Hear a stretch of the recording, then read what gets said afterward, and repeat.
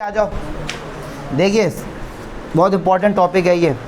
बहुत से बच्चों को मतलब 10th में हो या 9th में 12th तक आपका साथ देगा, आगे भी साथ देगा। बहुत से बच्चों को मीडियन नहीं पता एक्चुअली में क्या। मीडियन आपके बहुत काम का है। तो मीडियन जब काम का तो उसके साथ साथ और भी बातें आपको हम बता देंगे, क्योंकि पता नहीं केस स्टडी में आजकल कुछ भी आ सकता है और आप मना नहीं कर सकते। तो चलो सबसे पहले बहुत ही बेसिक बात समझते हैं, मीडियन एक्चुअली में क्या होता है। इसके बारे में बहुत अच्छे से समझ लो आप, क्योंकि हम लोग सुनते आए ना शुरू से। तो मीडियन देखिए, ये सब ट्रायंगल में होता है और देखते हैं बहुत। इसको थोड़ा सा डीप में समझाने की कोशिश करूँगा आप लोगों को। अब शांत हो जाना।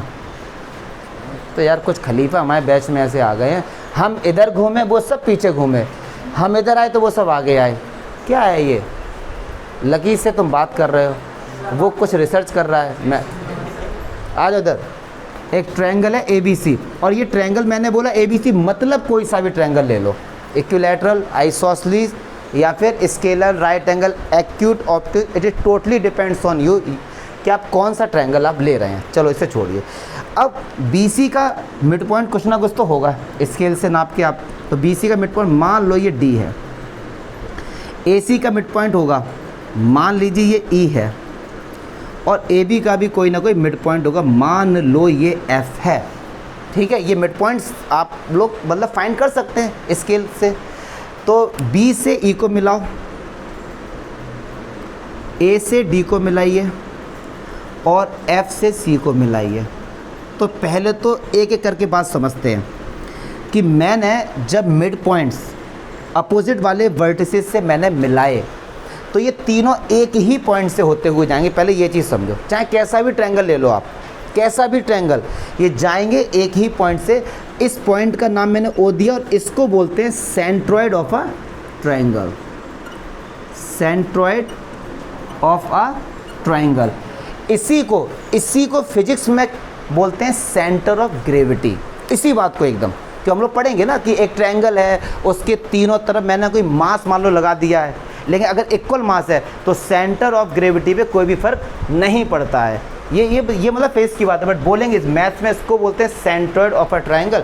इसी पॉइंट को, क्योंकि फिजिक्स कहती है कि दुनिया में कोई सी भी ऐसी बॉडी नहीं है जिसके अंदर एक सेंटर ऑफ ग्रेविटी नहीं है, या फिर सेंटर पॉइंट नहीं होता है। आप सुई को भी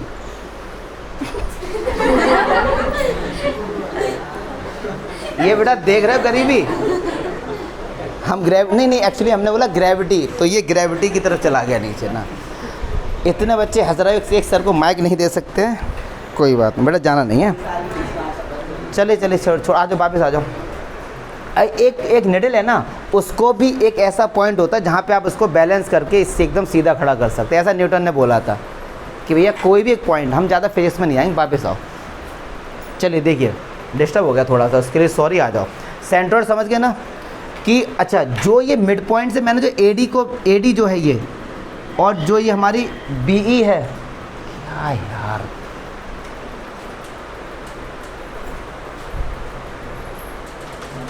नमस्कार जी।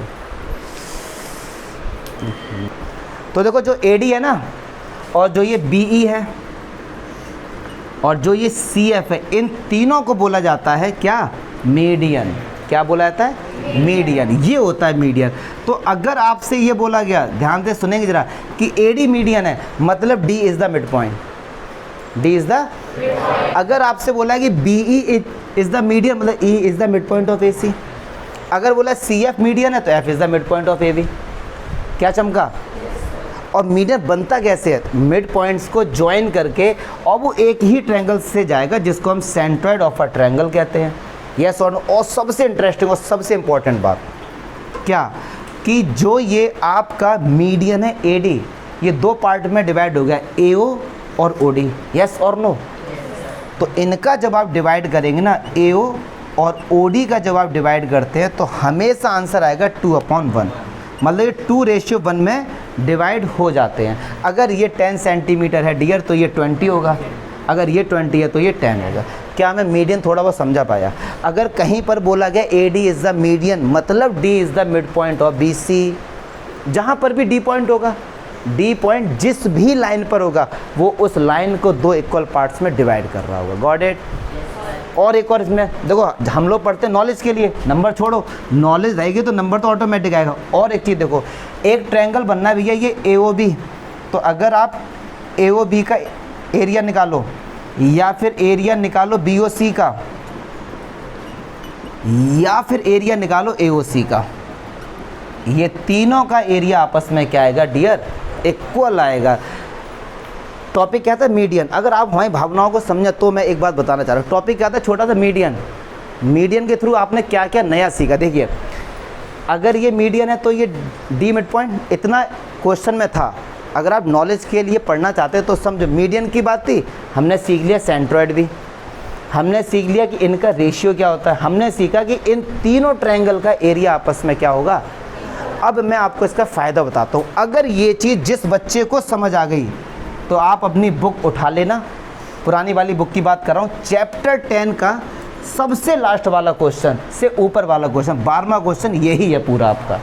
तो अगर आपने अभी पढ़ लिया ये तो आगे फ्यूचर में काम देगा ना। तो इसीलिए बच्चे लोग, हम लोग प्रेजेंट में ज़्यादा जीते। यार सर मीडियन है, मीडियन बता दो बस, नहीं यार, मीडियन के बारे में अगर ये भी सीख ले तो इसका यूज़ आगे होगा, और 10th में नहीं तो 11th में होगा। ऐसा तो नहीं 10th के बाद पढ़ाई छोड़ देनी है। तो ये मत सोचा करो कि सर मीडियन है तो मीडियन बता दो बस ख़त्म, नहीं ऐसा नहीं। जितना आपका कॉमन सेंस अच्छा रहेगा उतने ही बोर्ड के क्वेश्चन आसानी से कर पाएंगे। क्लियर है। अब मीडियन के बाद अगली चीज़ आती इन सेंटर, ये बड़ा इंपॉर्टेंट टॉपिक है। अब कोई बच्चा ये नहीं सोचे कि सर टॉपिक नहीं है, केस स्टडी में कुछ भी आ सकता है, क्योंकि सर्कल का ही पार्ट है, और सर्कल 10th में भी है, 9th में भी है, 11th में भी है, 12th में भी, हर जगह है। अब देखो सर इन सेंटर क्या होता है। सबसे पहले ट्रायंगल बनाइए, ठीक। अच्छा, ट्रायंगल में कितने एंगल होते हैं, 3 होते हैं। इंटीरियर के जो एंगल है ना, ये कितने, 3 होते हैं। इन तीनों का सब 180 होता है, हर किसी को पता है। हमने क्या करना है, एंगल A का बाइसेक्टर, मतलब एंगल A को 2 इक्वल पार्ट्स में डिवाइड किया, तो वो इस तरीके से गया, ठीक है। मतलब ये एंगल आपस में क्या इक्वल है। ऐसे ही मैंने एंगल B को बाइसेक्ट किया, यस और नो। ऐसे ही मैंने एंगल C को बाइसेक्ट किया, और ये भी एक पॉइंट से ही होते हुए जाएंगे, यस और नो। तो इस पॉइंट का नाम दिया गया इन सेंटर। क्या दिया गया, अब सर इसे सेंटर क्यों, क्योंकि सेंटर आपने पढ़ा कहाँ पे, सर्कल में। सर्कल में कितने सेंटर होते हैं, आप कहोगे सर यहाँ कहीं भी सर्कल नहीं है, इसका मीनिंग में सेंटर क्यों आ रहा। तो देखो बड़ी सिंपल, इनका मतलब क्या होता है अंदर, सेंटर क्या क्या होता है, सर्कल का सेंटर। तो मतलब ये एक ऐसा पॉइंट मिला है, अगर इसको सेंटर लेके अगर आप यहाँ तक का डिस्टेंस लेके सर्कल बनाएंगे तो इसकी बाउंड्री को टच करता हुआ बन जाएगा, इसलिए इसको इन सेंटर बोला गया। इनके नाम में भी मीनिंग छुपा हुआ है ना, यस और नो। तो समझ गए ना, इन सेंटर बनता कैसे, एंगल को बाइसेक्ट करते हैं, एंगल को बाइसेक्ट करते हैं, इतना याद रख लो बस। एंगल को जब हमने बाइसेक्ट किया, यहाँ पे किसको भैया हमने बाइसेक्ट किया था, इसके मिड पॉइंट्स को, मिड पॉइंट को ज्वाइन किया था। यहाँ पे हमने क्या किया, एंगल को बाइसेक्ट किया। चलिए जी, तीसरी जी ऑर्थो सेंटर। ऑर्थो सेंटर, अब ये देखो ये भी एक ट्रायंगल में होगा, ऑर्थो सेंटर ABC। अब यहाँ देखिए मैंने क्या किया, A पॉइंट से BC पर एक परपेंडिकुलर ड्रॉ किया, A पॉइंट पर BC से परपेंडिकुलर ड्रॉ किया, A पॉइंट से। तो ये रहा भैया। अब ऐसा मत सोचना कि ये D मिड पॉइंट है, नहीं भैया, एल्टीट्यूड है। मिड पॉइंट किसने बोला, ऐसा मत समझना। A से मैंने BC पर एक परपेंडिकुलर ड्रॉ किया, ऐसा ही काम मैंने B से किया जो AC पर परपेंडिकुलर ड्रॉ किया, और ऐसा ही काम मैंने C के साथ किया, ये इस तरीके से। ये तीनों पॉइंट, तीनों लाइन जो है एल्टीट्यूड्स है, ये एक ही पॉइंट पे कट करेंगे, और इस पॉइंट को बोला जाएगा ऑर्थो सेंटर। ऑर्थो, क्या चमका, यस और नो। ऑर्थो सेंटर किससे मिलता है, एल्टीट्यूड से। बस इतना। अब देखो आप लोगों ने अगर इतनी बातें याद रख ली, अगर केस स्टडी में आ गया या ऑब्जेक्टिव में आ गया या फिर असर्शन और रीज़न में आ गया, तो आप लोगों को बहुत अच्छे से क्लियर होगा कि एल्टीट्यूड की बात आ रही तो ऑर्थो सेंटर, एंगल बाइसेक्टर है तो इन सेंटर, मिड पॉइंट्स को ज्वाइन कर रहे हैं तो भैया median. Last one circumcentre, last one circumcentre, circumcentre, ये सब होते ट्रायंगल में ही है। कैमरे में आ तो रहा है ना सब, ठीक है। सरकम सेंटर देखो, इसमें क्या करना है डियर, साइड AC का परपेंडिकुलर बाइसेक्टर, मतलब AC को एक ऐसी लाइन ड्रॉ आप करो जो इसके बीचों बीच से होती हुई जाए और एंगल 90 का बनाए। किसके साथ? AC के साथ। मतलब कि छोटी क्लासेस में हमने पढ़ा है, ये एक लाइन है AB, एक ऐसी लाइन आपको ड्रॉ करनी है जो AB को दो इक्वल पार्ट्स में डिवाइड करे और एंगल 90 का बनाए, एंगल 90 का बनाए। तो मैंने ये एक लाइन ड्रॉ की, ये एकदम बीचों बीच से होती हुई जा रही है और एंगल भी 90 का बना रही है। इस लाइन को हम कहते हैं परपेंडिकुलर बाइसेक्टर। अगर केवल बीचों बीच से होती हुई जाएगी, मान लो ये AB का मिड पॉइंट है और यहाँ से ये लाइन चली गई मान लो, तो इस लाइन को बोलेंगे कि ये AB की बाइसेक्टर है। परपेंडिकुलर नहीं बोलेंगे क्योंकि एंगल 90 थोड़ी ना है, यस और नो। 90 से होता हुआ गया और मिड पॉइंट से, तो इस लाइन को बोलते हैं परपेंडिकुलर बाइसेक्टर। मैं लिख देता हूँ इस लाइन को क्या बोलेंगे, परपेंडिकुलर बाइसेक्टर, ठीक है सर। तो ऐसे AC का हमने किया परपेंडिकुलर बाइसेक्टर, मान लो इस तरीके से जाएगा, ठीक है। ऐसा नहीं कि वो B से ज्वाइन करेगा, बिल्कुल नहीं ऐसा, क्योंकि अब हम B से नहीं ज्वाइन कर, हम AC का परपेंडिकुलर बाइसेक्टर कर रहे हैं। अब हमने किया AB का परपेंडिकुलर बाइसेक्टर, अब हमने किया BC का परपेंडिकुलर बाइसेक्टर। ये जिस पॉइंट पर मिलेंगे उस पॉइंट को बोला जाएगा सरकम सेंटर। और सरकम मीन्स होता है किसी को चारों तरफ से घेरा हुआ। सरकमफेरेंस क्या होता है, बाउंड्री होती है ना, सरकम सेंटर क्या होता है, तो ये भी चारों तरफ से घेरा हुआ। तो इसको सेंटर मान के सर्कल बनाएंगे तो वो ट्रायंगल के तीनों वर्टिसेस से होता हुआ जाएगा। अब आप कहेंगे सर देखो, अब सर्कम सेंटर का फ़ायदा देखो, चैप्टर 10 में आपको क्वेश्चन मिलेगा सर्कम स्क्राइबिंग, मतलब एक सर्कल उसको पूरा घेरे हुए। तो आप ये मत सोचो कि सर मीडियन का यार छोटा सा टॉपिक था, आपने कहाँ से लेके कहाँ पे आके छोड़ा। कंसेप्ट को समझो। मीडियन में भैया मिड पॉइंट्स को हम लोग ज्वाइन करते हैं, मैं लिख देता हूँ, चलो साइड के मिड पॉइंट्स होते हैं। साइड के क्या होते हैं जी, या मिड पॉइंट्स ऑफ साइड लिख दो। इसमें होता है एंगल बाइसेक्टर। ऑर्थो सेंटर में क्या होता है जी, एल्टीट्यूड। और सरकम सेंटर में होता है परपेंडिकुलर बाइसेक्टर। परपेंडिकुलर किसके, ऑफ साइड्स, ऑफ साइड्स। क्या जमगा, ठीक है। तो एक छोटे से टॉपिक के थ्रू हमने 4 बातें समझ ली। फिर भी अगर कोई डाउट आ रहा है तो दिमाग बताओ भैया। ये आपको चारों नाम कम से कम इतना तो पता होना चाहिए कि इन सेंटर कैसे मिलता है, एंगल बाइसेक्टर से। ऑर्थो सेंटर कैसे मिलता है जी, एल्टीट्यूड से। और सरकम सेंटर परपेंडिकुलर बाइसेक्टर से। मीडियन मिलता है उनके मिड पॉइंट से ना, मिड पॉइंट को मिला दो।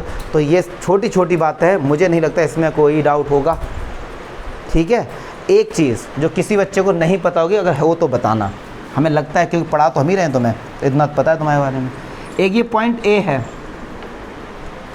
ए पॉइंट से लाइन BC पर परपेंडिकुलर ड्रॉ करना है यूजिंग कंपास ओनली। क्यों, डी से तो यार देखो फिर कर ही दोगे, फिर तो बच्चों वाली बातें होंगी, डी से तो बच्चा कर ही देगा। BC लाइन पर ए पॉइंट से हमको 90 डिग्री का एंगल बनाना है यूजिंग कंपास। अब मैं क्यों बता रहा हूँ कि यहाँ पे आपको एल्टीट्यूड ड्रॉ करना था। मैं नॉलेज की बात है, नंबर वाली बात छोड़ो। नंबर के लिए तो इतना याद रख लो कि एल्टीट्यूड से ऑर्थो सेंटर मिल जाता, बस नंबर तुमको मिल जाएंगे। लेकिन अब समझो, बहुत छोटी बात है लेकिन आती नहीं होगी। कितने बच्चों को आती है, अच्छा ईमानदारी से, कि ए पॉइंट से BC पर परपेंडिकुलर ड्रॉ कर रहा है यूजिंग कंपास। एक बच्चे को आती है बस। तो चलो देख लो कैसे। ए को सेंटर मानो और BC पे एक आर्क लगाओ, लगा दिया। अब कुछ नहीं करना है, इन दोनों पॉइंट को सेंटर लेके ऐसे आर्क लगाओ, ऐसे फिर ऐसे ऐसे, जहाँ से जाएगा तो ये 90 बन जाएगा, ठीक है। ये इसमें यूज़ था, मैं इसलिए बता दिया। 4 बातें सीख गए हम लोग फाइनली। एक बार जल्दी से रिवाइज करो, मीडियन कैसे मिलता है डियर, साइड के मिड पॉइंट को ज्वाइन करके मिलता है। जिस पॉइंट से जाता है उसको हम क्या बोलते हैं, centroid of a triangle, median का, ठीक है। चलो ये सब बात हो गई। अगर बात करते हैं हम लोग एंगल वाइज सेक्टर की, एंगल वाइज सेक्टर जिस पॉइंट पर मिलते हैं उसको बोलते हैं इन सेंटर, एल्टीट्यूड जिस पॉइंट पर मिलते हैं उसको बोलते हैं ortho centre, perpendicular wise sector जिस पॉइंट पर मिलते हैं उसको बोलते हैं सर्कम सेंटर। सर्कम सेंटर मतलब इसको चारों तरफ से घेरे हुए, इन सेंटर मतलब अंदर की, और कंडीशन क्या है, तीनों बाउंड्री को टच करेगा, तीनों वर्टिसेस को टच करेगा, ये कंडीशन, ठीक है। बढ़िया से लिख लो इसको। टारगेट अगर 100 का है तो कोई भी छोड़ो मत,